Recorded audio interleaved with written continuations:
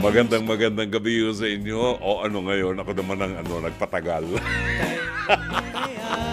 Friday na po ngayon, oh. Friday na, Biyernes na ngayon. Bukas ay Sabado. At kami ni Tita Laila Chikadora ay magtutulog hanggang alas 11 ng umaga. Abi, ano ba? I was thinking just in time for lunch. Di ba? Samahan niyo po kami. It's a Friday sa DLRS, Dr. Love Radio Show hanggang mamayang alas 10 ng gabi. Ay, nako, why do we always look forward to a weekend? Ito lang yung mga araw na pwede kang magplantita, di ba? Magpaligo ng pusa. Pinapaliguan mo yung pusa mo? Okay. Akala ko sabi ng matatanda, hindi raw pinapaliguan ng pusa. Ganon. Hindi siya madalas pinapaliguan. At least once a week. Ang aso kasi once a week. Ganon. At saka malinis naman sila, di ba? Nagdidila ng whatever. Samahan nyo kami, ho. 8:39 ang tumpak na oras. Tayo po ay napapakinggan sa buong Mega Manila sa 105.9 True FM. Sa gawin ng Davao, nakikinig po mga Davaoenyo sa 106.7, 101.9 sa Cebu at Negros. Sa Cagayan de Oro, 101.5, 99.9 FM Dream Radio or MOC. At Cabosas Radio Tacloban sa 107.9. Kasabayan din po tayong napapanood sa True TV Channel 19 sa Signal Television. Siyempre, wag din po natin kalimutang mag-subscribe sa ating mga social media accounts. Sa ating YouTube channel at maging sa Facebook, hanapin lamang po ang @TrueNetworkPH. @TrueNetworkPH. Pagkain pang-spiritual. Mga salita ng Diyos na nag-iiwan ng pag-asa, kapanatagan at kapayapaan. Pagkain pang-spiritual. Hango sa bagong tipan ng banal na aklat. Pagkain pang-spiritual. Narito ang ating pagkain pang-spiritual sa araw na ito ng Biyernes, 21 ng buwan ng Marso. Ngayon po ay Biyernes. It is a day of abstinence. Pwede rin, sama na natin ng fasting. Hindi tayo kakain ng karne. Kakainin lang natin gulay or fish. Ang covered nito ay mga batang 14 anyos pataas. Day of abstinence during the Lenten season. At ang mabuting balita ay matatagpuan sa 21 kabanata ng Ebanghelyo sangayon kay San Mateo, talata 33 hanggang 43 at talata 45 hanggang 46. Pakinggan ninyo ang isa pang talinghaga, sabi ni Jesus. May isang taong nagtanim ng ubas sa kanyang bukid. Binakuran niya ang ubasan, nilagyan ng pisaan at nagtayo ng isang tore. Pagkatapos, ang ubasan ay kanyang pinaupahan sa mga magsasaka at siya ay nagpunta sa ibang lupain.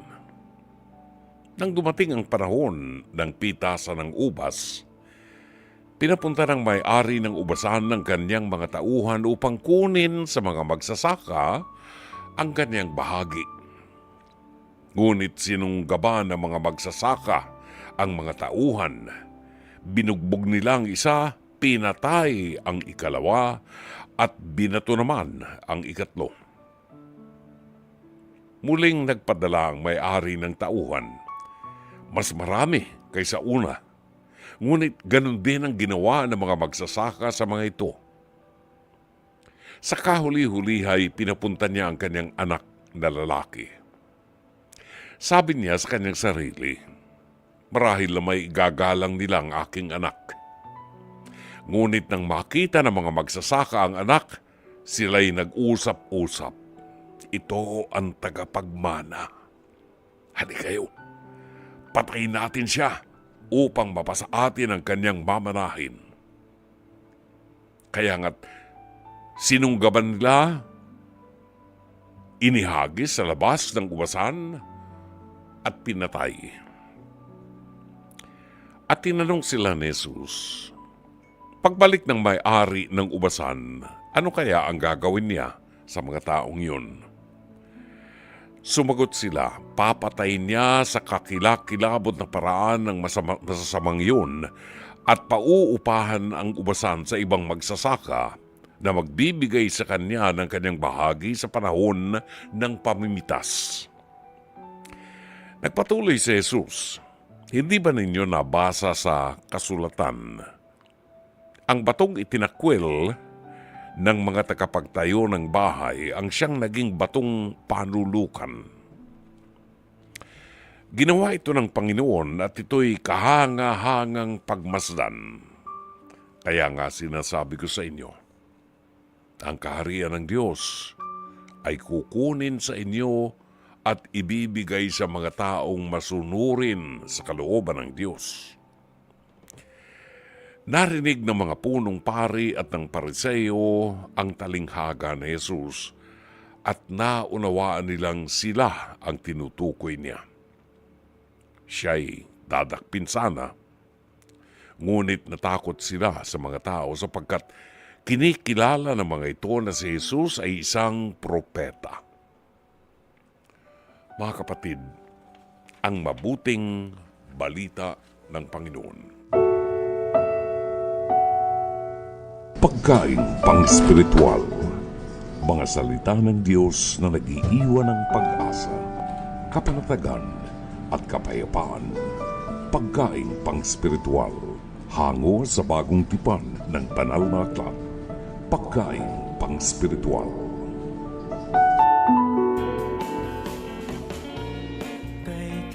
Alas 8:48 ang tumpak na oras. Ito po ang bahagi ng ating programa na kapupulutan natin ng aral sa buhay.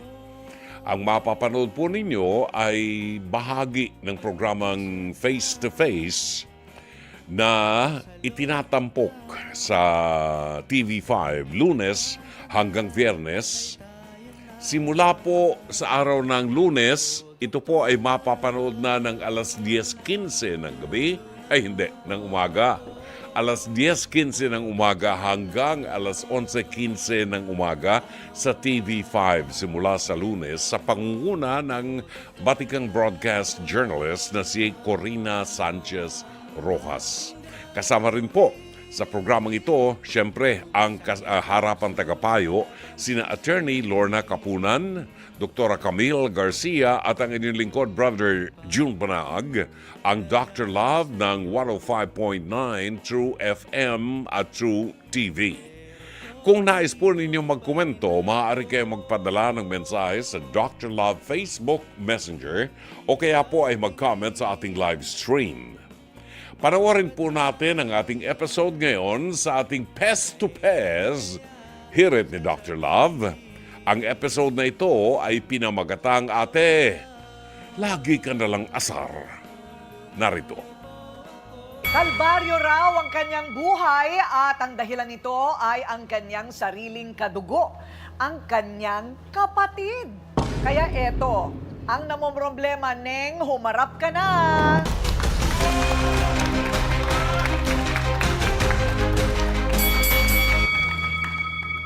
O ano, problemang pamilya? Opo. Inirereklamo ko po yung ate ko na pakialamera at madaldal masyado.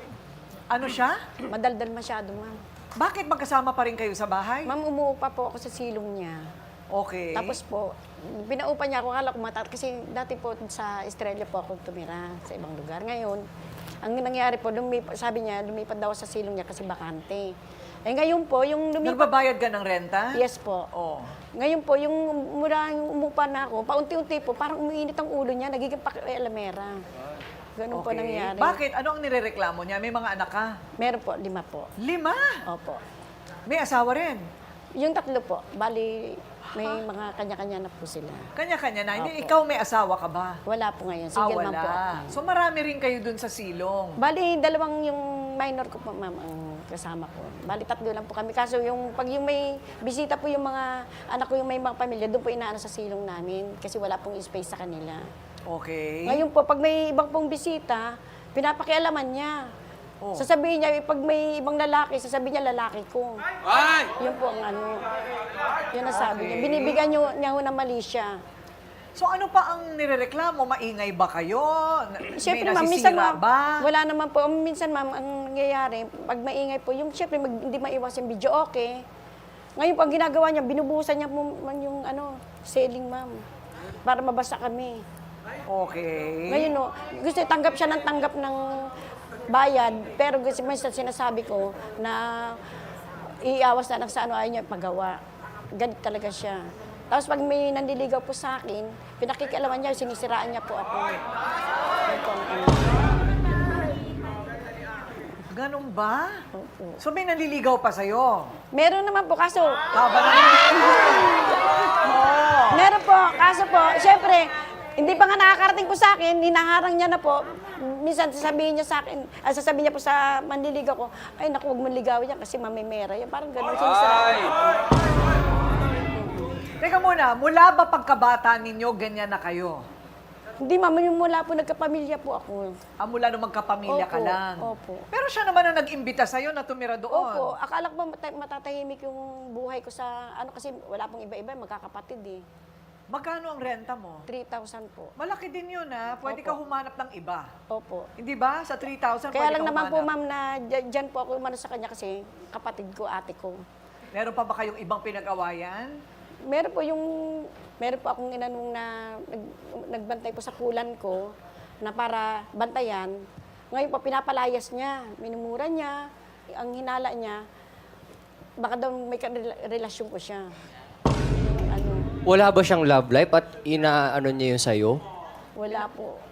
Wala siyang love life. Ayun. Pero merong pamilya. Meron po, 12 po anak niya. Galit. Hoy! Pwede na sila mag-basketball. Tsaka ma'am, galit po rin po mga anak niya sa kanya. Kasi sa bunganga niya. Ay, baka meron siyang pinoproblema. Siya talaga yun. Tapos no? sa Sarili. inyo na ibubunton. Opo. O, eto na. Yan ang kanyang panig. Wala raw siyang dapat kainggitan sa kanyang nakikitirang kapatid. Yan ay ayon naman sa ate ni Neng. Tating, humarap ka na.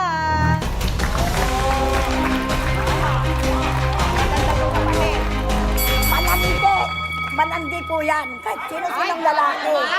Kaya talaga sa silong ko. Manandi yan. Ang sarap ng tulog ko, ang ingay-ingay nila. Bakit maingay? Kantahan, inuman.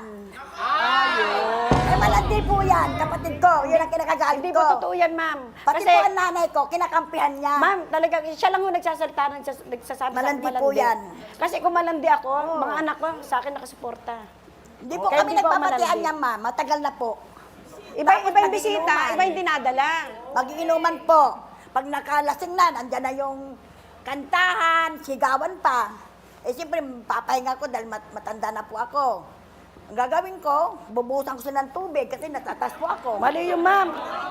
Ma'am, insecure lang po yan kasi hindi walang bumisita ng maano sa kanya kasi ugali niya. Tapos yung inampumpan niyang lalaki sa pulan, kaya pinapalayas ko, parang nahalata ko, parang mayroon silang relasyon. Bakit? Ma'am, masama po ba tumulong sa kapwa? So, nakasabit na tanong para kay Tating, ito ba'y inggit? Kaya ayaw niyang lumigaya si Neng. Kasi umaabot pa sa hinaharang mo daw ang kanyang mga manliligaw. Yan ba ay dahil sa wala kang love life at ikaw ay malungkot? Ma'am, ayaw ko na pong mag-ano po, dahil matanda na ako. Tama na po yung isang, Asawa. Ayun. So, wala yun sa mga... Bakit mo hinaharang yung mga manliligaw niya? Eh, maingay po sila, ma'am eh. Maiingay talaga sila. Oo. Araw-araw. Ang babaw naman nun. Okay. So, maingay. Hanggang anong oras ba yung kantahan ninyo? Wala pa naman 10, ma'am, tapos na po eh. Minsan, May oras naman po eh. Pag napapasarap kayo. May oras naman po. Oh, Minsan ano? nga, ma'am, sarap ang tulog namin. Pag napapasarap kayo, di ba? Ayaw nyo lang sa kwarto tumigil. namin, ma'am. Talagang nagbubuhos pa yan sa kwarto namin. Gusto yung tanggap lang ng upa, ma'am. Ano, pinapalayas mo na sila? Pinapahanap po naman po ng tirahan niya. Pinapahanap mo na ng Oo, tirahan. kasi nakakasawa na po yung ginagawa niya eh. Kasi ma'am, bangayan kami ng bangayan maingay Hindi sila. kami kasundo, ma'am. Maingay. Iba, ibang-iba. Kaya nanay ko po, Maingay sila. kaya nanay ko halos mangiyak-iyak sa kanya, ma'am eh. Oo. Dahil iba ugali niyan, awayin niya pa pati nanay ko. Paano na naman hindi ko, kamping-kampi yung nanay mo sa iyo? Okay. Magkapad tayo. So, merong pinanggagalingan na iba. Ano? May pinanggagalingan May kinakampihan. na iba. Pero samantalang isa magulang namin. Wala ka bang libangan doon? Wala ka bang TV? Wala po. Wala kang telebisyon? Wala po. Kahit cellphone po, wala. Ayun, Ayaw ko kaya ang mag-cellphone. kanyang libangan ay yung pagbubunganga. Oo, ma'am. Pagmamasid. Oo, palaging pagsita. Wagas daw makahusga si tating sa kanya dahil sa kanyang nakaraan. Kahit panay kabutihan naman daw ang kanyang pinapakita ngayon. Eto na po, si Tato, humarap ka na.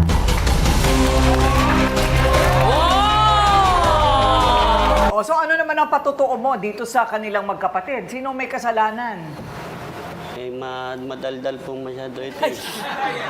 Ano po yan? Hanggang ngayon ba nakatira ka pa rin kina Neng? Ano po? Andun pa rin po ako eh. Okay.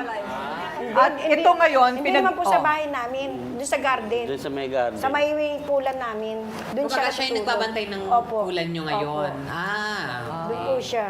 Okay. Kumbaga, hanap buhay mo rin. Ano? Tagabantay ka lang. Naging hanap buhay ko yung mag-abang ng mga dayo doon, yung dadayo. Oo. Tapos yun nga, Yung makipaglaban pagka, siya. ako yung lumalaban ng pustahan doon. Ayun. Okay. So, pero pinaghihinalaan ni Tating na meron kayong relasyon. Pinapalayas ko na po yan eh. Pinapalayas ko. Ayaw ng kapatid ko. Okay. Ayaw ng kapatid ko. Siyempre, ano naman sa isip ko. Alam meron nyo, silang Tating, ano. yan ang problema sa wala kayong kasunduan. Kasi kung sakop pa rin yun nung pinaparenta mo, merong mga patakaran kasi na, ganito lang karaming tao ang pwede, ha? Walang aso, walang pusa, walang pwedeng dumagdag na makikitira. Kaya lang wala kayong ganong kasunduan. Wala po. Tsaka po, hindi siya pumapasok sa bahay namin. Oo. Hindi ko po pinapapasok. Kasi sabi ko, diyan ka lang nga sa garden, binibigyan ka pa ng mali siya ng ate ko, yung pa kayo pupunta ka sa amin. Ayun. Hindi po yan pumapasok sa amin. Anong silong, anong bubong mo? May bubong naman. Bubong lang po, tapos may bangko, doon lang po siya tutulog. Kawawa naman. Tapos kaya naman pinapalayas niya, minumura-mura niya lahat ng panlalait, natatanggap niya. Ako naman po, pinagtatanggol ko lang po kasi sabi ko, wala naman akong ginagawa masama. Oo naman, bakit mo naman pinagmumura yun? Kasi napapakinabangan po namin niya, kumbaga naglilinis. Oo. Dati ko po nawawala mga manok, mga bike doon. Simula po natulog siya doon, wala na pong nawawala. O, kita mo, Tating. Siyempre, Pag ko- tao rin naman yan. Bakit hindi ko palayasin? Ay, palagi niyang kinakampihan niya ng dalawa na yan. Siyempre, may iniisip ko baka siguro ayaw niya kasi may ano sila. Teka muna, kung sino man ang ibigin niya, may pakialam ka ba doon? Kung sino man ang gusto niya, wala namang, may asawa ka ba? Wala po. Oh, walang asawa. Naliligaw. Ano ba nililigaw? May naliligaw. Bakit? May asim pa ako eh. Ikaw? Ano na naliligaw? May asim pa Ay, ako eh. Mas maasim ako dahil ang anak ko 12. Tama yun, may point ka dun, Nay. Naku, kung saan na Yes, napupunta yes, yung mga oh. usapan ninyong asim. Ano ba yan? Pero, para sa akin kung sino ang ibigin niya, wala, may karapatan na niya yun, buhay na niya yan. Single naman siya. Single naman siya.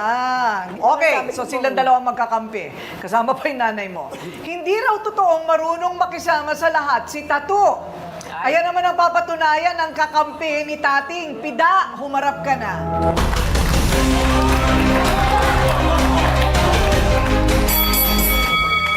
Pida, ano ang relasyon mo dito? Kapitbahay ka ba? Bye po. Kapitbahay. Okay. So, ano ang nasasaksihan mo? Na si Tato gumagamit ang banyo. Opo. O tapos, Hindi po nagpapaalam po sa hindi akin. nagpapaalam. Opo. Okay. Tapos po, iniwanan po yung banyo, bukas po. Oh. Nabutan ko po siya. Nakikigamit ka lang ng banyo sa kanila. Tato. Hindi ba pwede makigamit ang banyo sa inyo? Ma'am, sabi ko naman sa kanya, mag-i-give ka sa kanila, ako magbabayad. Okay. Eh siya ata may balak manligaw kay Pida. Ay, nakatawa! Nako, tato Sila naman pala siya, nagsusumiksik sa inyo, may gusto sa'yo. Kinikinig si Tato! Minsan po, nagagalit yung atin niya. Nagsisian, naliligo. Oh. Hindi man na magpaalam, "Oy, makiligo ako." Wala. Tapos iwanan niya yung gripo na bukas. Maapaw. Yan ang ano. Oh, wag mo nang gagawin yun. Di ba? Hindi na nga nagbabayad, iwanan pa yung gripo na umaapaw. Pero oy, mali yun ha. Kung makikigamit ka ng banyo, kailangan may respeto. Magpapaalam, tama lang yung gagamiting tubig, huwag iiwan ang gripong bukas at isasarado ang banyo na malinis. Tama, magdala ka ng basahan. Di ba, no? Kung ganon, okay lang sa'yo. O, kita mo na? Okay lang sa kanya. Kasi paano siya magkakagusto sa'yo kung burara ka? Ganun lang talaga dapat. Okay, sa lahat ng ito, may isang tao na pinaka nasasaktan. Ito na po, nasa ating mga sausawero ang kanilang nanay. Si Nanay Erlinda. Ayan, Nanay, tayo po kayo. Yan si dating sobra yan. Ay, oh. Ang galing mag-away sa anak kong bunso. Hindi tama ang ginagawa niya yan. Ganun ba, O, Nanay? sino kinakampihan mo yan? Kahit maingay sila. Kinakampihan ko Oo, dahil tama kinakampihan siya. ko. Ikaw hindi tama. Kinakampihan ko siya dahil ikaw hindi tama. Bakit po Dapat hindi tigilan tama? mo pag maingay sila. Nandun ka natutulog. Huwag kayo maingay kasi natutulog ang ate mo. O, kung sintidor kayo, Hindi naman lagi. Away-rira ka na talaga. Mahilig makipag-away. Oo, mahilig. Siya lang, Mahilig ko. makipag-away yan. Kung minsan bungangiran, umiiyak ako dahil hindi ko masawa yung bungangan niya sa kapatid niya. Ayun ang problema. Pero ito'y salita na ng nanay mo, ha, tating. Walang magulang nga konsentidor. Meron daw. Walang magulang nga konsentidor. Okay. Bakit ganun na lang kung sagot-sagutin mo siya? Paano po, ma'am? Minsan camping-camping po siya. Dito. Hindi niya man lang niya sabihin na tumigil kayo dahil may natutulog. Wala eh. Pinapabayaan lang niya eh. Hindi, sinasabihan ko naman, pero hindi naman Hindi mo lagi-lagi. kaya. Hindi mo kaya. Hindi, ang alam ko Hindi, lang po. hindi kaya. Binibigyan ka. Mga anak niya, Kasi mga anak niya nga, nangyayari walang sa inyo. kasundo. Kaya hindi mo kaya yung... Hindi mo kaya. So, Dr. Love, gaano kahirap yung ang kapatid mo yung kaaway mo? Oo, Ate Cory, masakit yan. Pinakamahirap. Hindi ka makatulog sa gabi. Kasi ito na yung taong pinakamalapit sa iyo eh. Kadugo mo ito eh. Pero alam mo, naniniwala ako magkakasundo rin sila.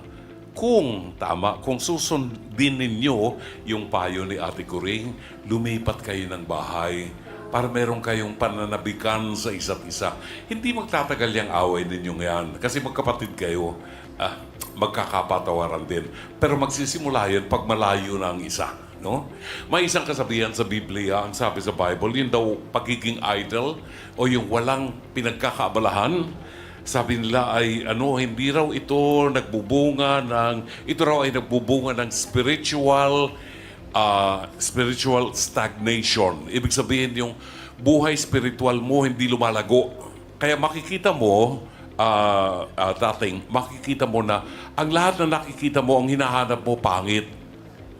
Lahat nakikita mo negative. Kasi mababa na yung spirituality mo, no? So, kailangan meron kang pinagkakaabalahan para doon matuon ang pag-iisip mo at intensyon na baguhin ang kaanyuan ng iyong pagkatao. Salamat po. 9:20 ng gabi, tunghayin natin ang mga reaksyon ng ating mga Dr. Lovers sa ating Pest to Pest. Hirit ni Dr. Love. Tingnan nga natin. Si Janice Anyo, sabi ni Janice, sabi na nga ba awayan ng magkakapatid lang yan, magkakaayos din yung mga yan. Di ba? Blood is thicker than water. Pero sana yung nanay nila, wag nilang sinisigaw-sigawan, di ba? Parang nakakaawa naman yung matanda.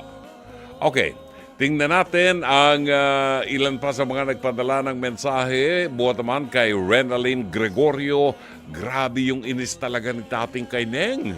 Tating, tigilan mo yan, ha? Life is short. Love, love, love lang tayo. Para si Chris Aquino, love, love, love.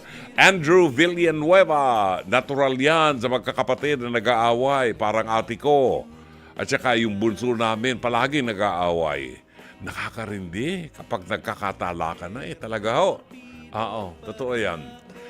Pagka hindi mo na kaya lumabas ka na lang, huwag ka na makapagsabayan pa ng sagutan. Joanna Kilatan, may pinagdadaan na naman pala si Tating sa mga anak niya. Posible yan, may halong inggit na yan kay Neng. Neng, pagpasensyahan mo na lang ang ate mo.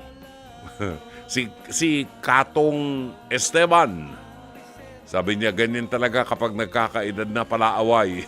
Hindi naman siguro lahat. Di ba? Nakakairita. Minsan, tinitingnan din natin ang paraan ng pagpapalaki ng mga magulang sa kanilang mga anak, anong values ang itinuro sa kanilang mga anak. Di ba? Minsan kasi, yung matanda, yun pa ang umaabuso dahil matanda siya. Nawawala na yung respeto sa nakababata. Alright, mga text messages ng ating mga doctor lovers buhat kay Alani Hongko. Alani Hongko ng Kuwait. Binabati ho natin ang magandang... Kuwait ba si Alani? Oo, Kuwait. Shari Picho ng Seattle, Washington. Good evening and happy listening. Si Garcia Vincent ng Gloucestershire, United Kingdom. Ay buwabati ng magandang gabi. Shout out. Evelyn Fortunado. Good evening sa mga doctor lovers, sa staff. Happy weekend po sa lahat ng nakikinig at lagi po akong Dr. Love sa iyo from Real, Quezon. Si Jobert Drag Race Stunt. Dr. Love, kumain ka na po ba at ano ang ulam mo? Dr. Love, si Jobert Desera Tripoli ng Baybay City, Leyte. Ay kumain ako ng 4 o'clock in the afternoon. Kumain ako ng biya na daing. Dami namin daing na biya. Bigay ni Zenny Dayang Hiramare. Maraming salamat talagang. Kain ng kain, ha? Masarap ang ulam natin. Hindi ako kumakain ng kanin. Oo, iba yung kinakain ko. Yung shirataki rice. Yon. Kaya medyo mahal. Pero ang sarap kainin nung biya na daing. Tapos mayroon kang fresh na kamatis. Sus, Ginoo. Kain ng kain, ha? Masarap ang ulam natin. Kain ng kain, ha? Masarap ang ulam natin. Sino ba nag-recording niyan? Anong pangalan to? Si Diwata ba yan? Si Diwata ba yan? Ay, nako. Okay. Ito pa ang iba. Joselito Mendoza, magandang gabi. Belia Flores ba yun? Okay. Sumulangit na Taga Marikina yan eh. Kabarangay ko yan sa Marikina. Belia Flores. Joselito Mendoza, Jaidi, Jaidi, binaligtad ang kanyang apelido, Cervantes. Ang tunay na apelido niya. Pinahirapan pa ako eh. Thank you very much, Jaidi. Si Marjan Dominic Mamhot, buwabati na magandang gabi. Ambo Estrella ng Parañaque City, good evening. Manuel Aunario Toquero, ay si Vivian Toquero pala ang buwabati. Si Rizal de Paron, buwabati po ng happy weekend. Magandang gabi sa inyo. Chato Sakluti, OP, kaibigan natin. Nakikinig ngayon, nakatutok pa rin sa Television. Si Julieta Sugitan, ang Angeline Abay, Isaac Banks, Carlo Villadares, Elaine Enyale. Lagi ako nakikinig sa iyo noong heartbroken pa ako, Dr. Love. Siguro hindi na siya heartbroken ngayon. Lilian Panaligan Buen, senior avid fan sa Paranaque. Lori Feria Flores ng Pasay City. Maria Corazon Valyada ng Kawit, Cavite. Magandang gabi sa mga taga Kawit. Vic Marie Castro, pabati naman kami dito sa San Pedro, Laguna. Si Marivic Castro at ang kapatid ko na si Baby Bombay Castro. Happy Friday. Isabela Laguerta ng Polillo, Quezon at Sofia Wagas ng Tagum City, Davao del Norte. Batiin natin ang mga kaibigan natin sa Metro Davao. Si Mami Lorleen Gonzalez at si Amadeo Giorgio Gonzalez ng Davao City.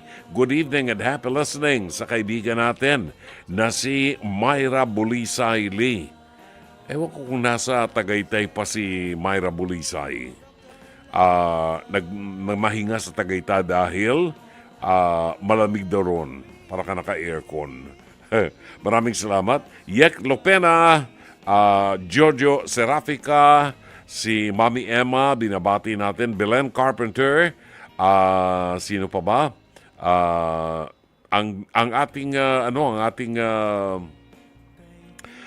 producer ngayong gabi ay si Mike Santillan, no?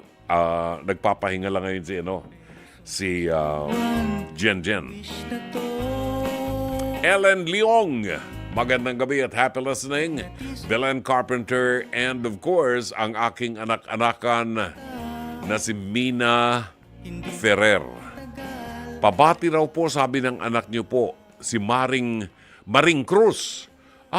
Si Kamaring. Kamaring ng Barangay Wawa dyan po sa Taguig City na palagi nakikinig sa programa natin. Dalangin namin, Kamaring, ay patuloy kang basbasan ng Panginoon ng magandang kalusugan at mahabang buhay.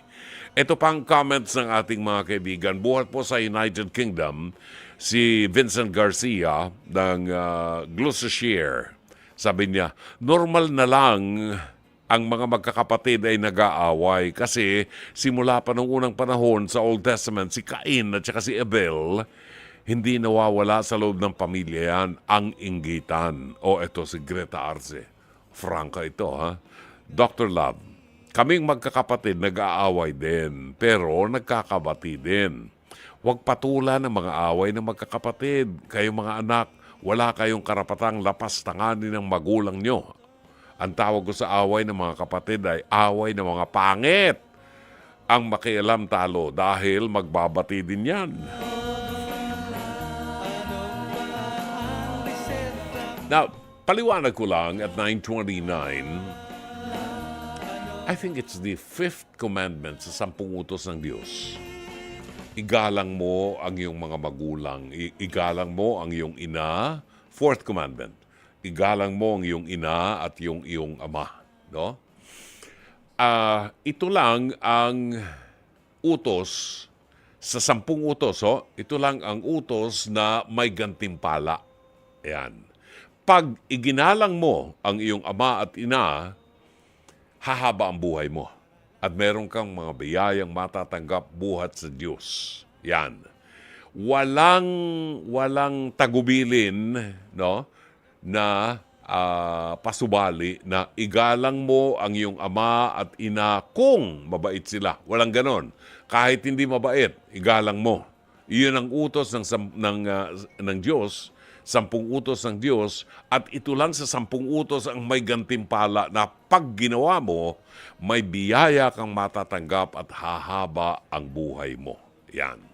Babalik po ang programang Dr. Love Radio Show, ganap ng 9:30.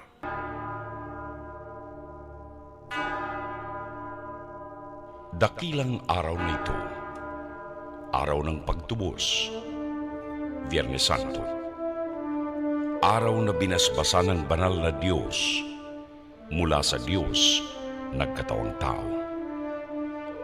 Diyos lamang may dakilang puso, mabutihing ipagkaloob ang anak man din ay Diyos, upang mga kasalanan ng mga imbing nilikha, mahugasan, mabawasan, imbing pagkadukha, sa harapan ng Amang lumikha ng lupa. Sa prosesyon ngayon, masdan maiki, katawan ng Diyos, pahihirapan, ubod tindi. Hahampasin, duduraan, susugatan, sukdulan, bago krus sa malayong kalbaryo'y buhatin, upang siya'y ipakong walang awa, painumin ng apdo, at tapusin ang sibat. Kailangan bang Kristo ay tuminag? Diyos ba'y walang karapatang tumiwalag?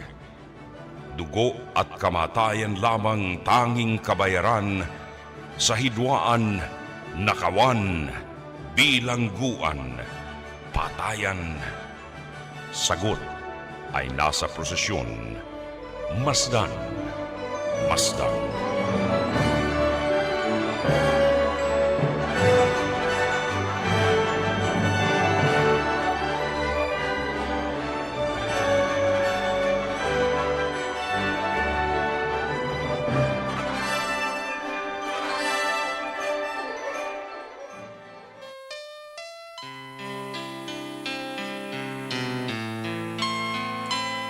Dalawampung minuto bago mag-alas 10 ng gabi, ating tunghayan ang tampok na liham kasaysayan ngayong Biyernes sa programang Dr. Love Radio Show.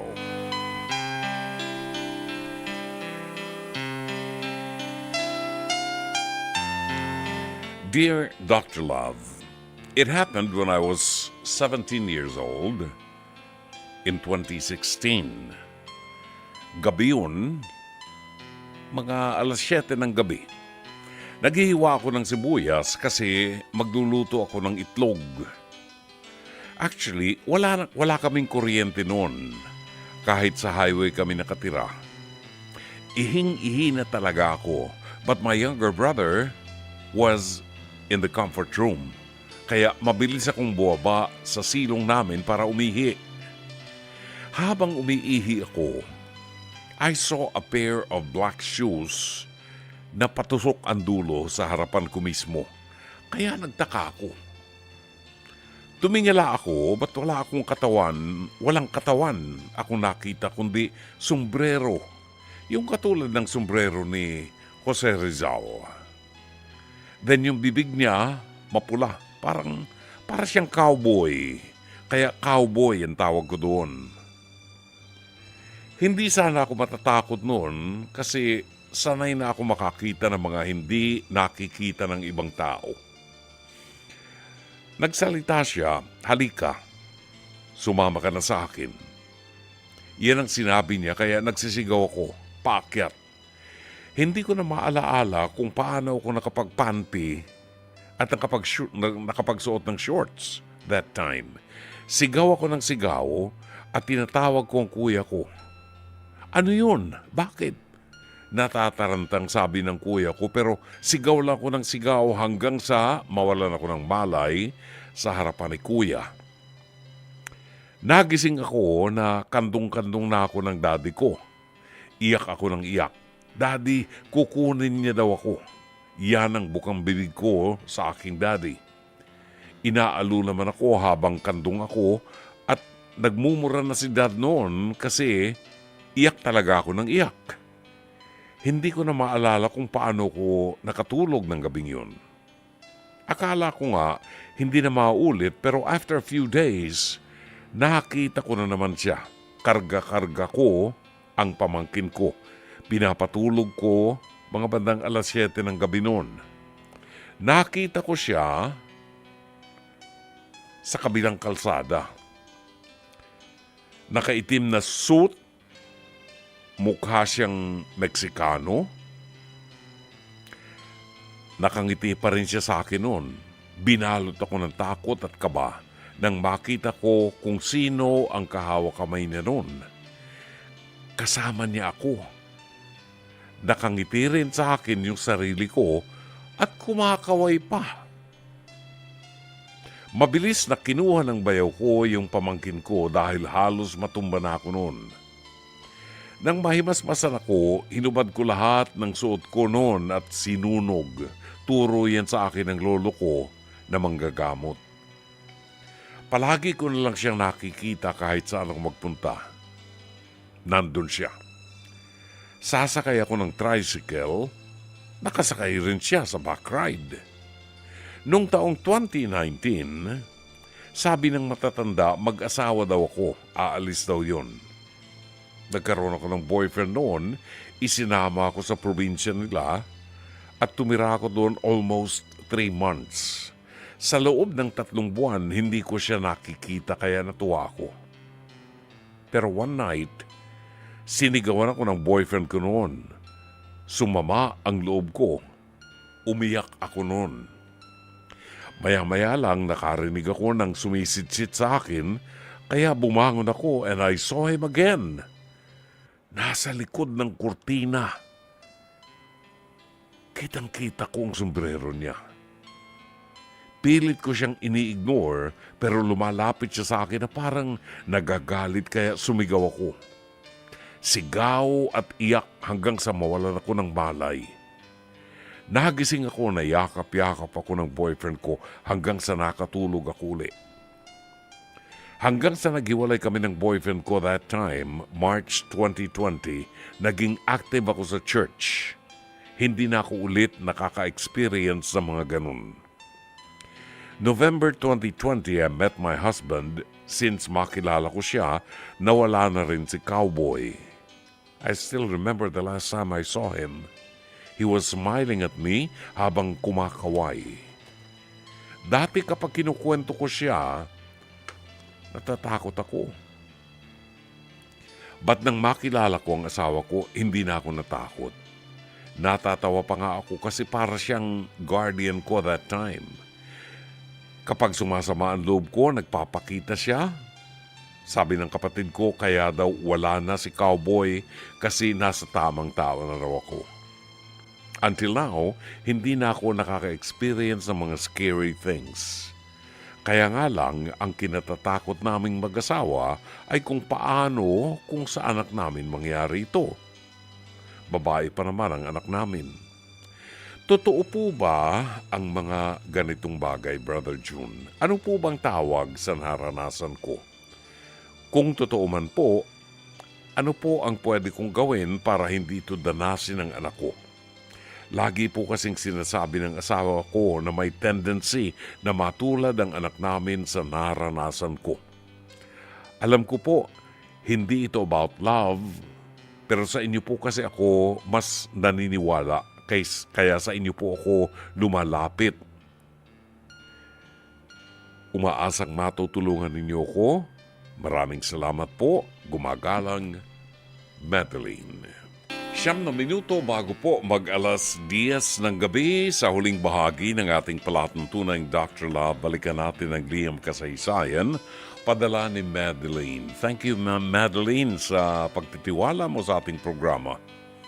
It reminded me of isa sa aking pamangkin na babae na nung araw ay laging kinukwento na may nakikita siyang tao, you know.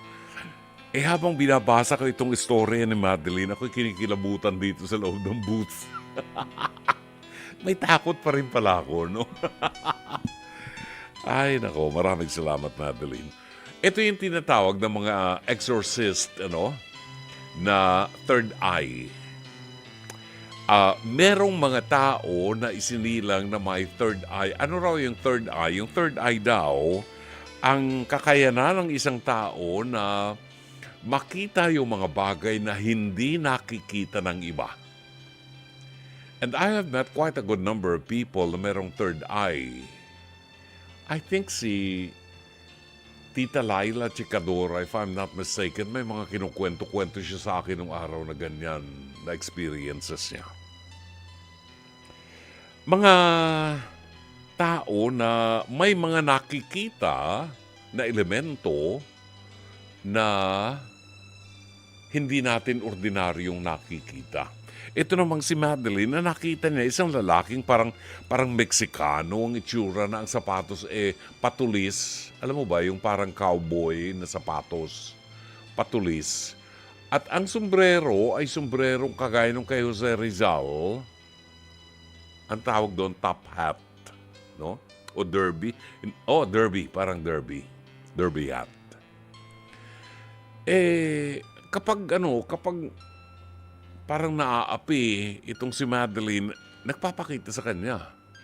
Pero ang iniisip ko, bakit nagpakita kay Madeline nung siya umiihi? Bastos na ito. Hindi man lang inintay matapos makaihi yung bata. Anyway, sakali man po na meron kayong experiences na ganito, I believe nangyayari ito. Naniniwala ako na meron mga tao, mga third eye. May third eye. Pero ang sabi ng mga exorcist, if you're a Catholic, yung mga exorcist natin, pwede pong isarado ang third eye. All you need to do is to consult a psychiatrist, an exorcist. Hanapin mo sa inyong diocese o sa inyong parokya, tanong mo sa pari kung may kilala niya ang exorcist sa inyong diocese at paano maaaring makausap, and you can inquire from that exorcist kung paano ma-close yung third eye na yan. Kasi merong mga tao na may third eye na hindi nila nakakayanan na makita yung posibleng maaaring mangyari or yung itsura kasi merong ibang nakakakita may third eye na nakikita nila kung paano mamamatay sa isang aksidente or something ang isang tao. At yun ang iniiwasan nila. No? Consult your local parish priest at itanong mo kung paano maaaring makipagkonsulta sa inyong exorcist ng inyong diocese. Sana'y natulungan ka ng palatuntunan ito. As always, Dr. Love.